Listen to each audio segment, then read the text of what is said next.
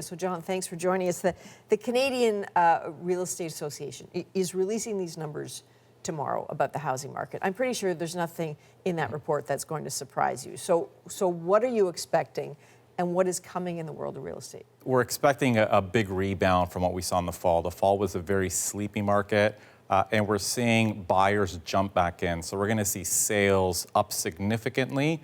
Prices probably stable, but the big news is that buyers have jumped back into the market. So can we divide this up a little bit? What is this going to mean for homeowners, and what's it going to mean crucially for renters, who are such a growing part of the market? Yes, I mean, unfortunately, very similar trends. So home buyers are finding the market, prices are still high, interest rates are still elevated. They're jumping in because they need a place to live, but it's very unaffordable.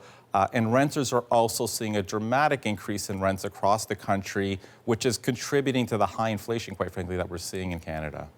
So you mentioned interest rates. All of this hinges, right, on the Bank of Canada and interest rates. We've been conditioned, I think, in Canada at this point to expect that some cuts are coming, small but real. What's your sense of what will determine whether cuts will come and when? That's a big question. I mean, the challenge is going to be what happens with inflation over the next few months, what happens with job numbers. Again, because that's ultimately going to drive what happens even with fixed rates, and that is what's been driving home buyers right now. Fixed rates have declined. It's fueled a little bit of optimism, and that's why buyers have jumped in.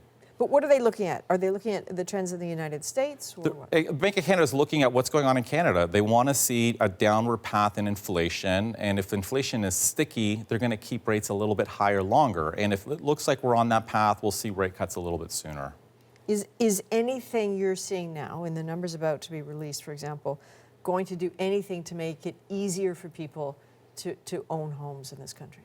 Unfortunately, no. I mean, there's no immediate fixes to Canada's housing crisis. You know, we have our government's doing a lot to drive up supply, but of course that takes a long time. We've had a big demand shock with our population boom that has put pressure both on home prices and on rents, so there's no immediate fixes, unfortunately. We can't leave it like that, though, okay. Right? There has to. I know that you talk about solutions all the time. For sure. So where do you see some? You know, one thing I think we want to see is really more investment, I think, into non-market housing, and we're starting to see that, federal governments, municipal governments, and that is, you know, people who are looking for housing that are not paying market rents, because that is not going to solve all of our housing crisis. So I think those are steps that governments can take to provide some relief for some of the households who can't afford today's prices. But doesn't that mean that governments have to buy the housing? Or nonprofits have to buy the housing? Exactly, not necessarily buy, but nonprofits, and exactly, that's correct. So it's a nonprofit housing, and that's why it's significantly more affordable for the people who cannot pay today's market rents. And I think that we need more government investment in non-market housing.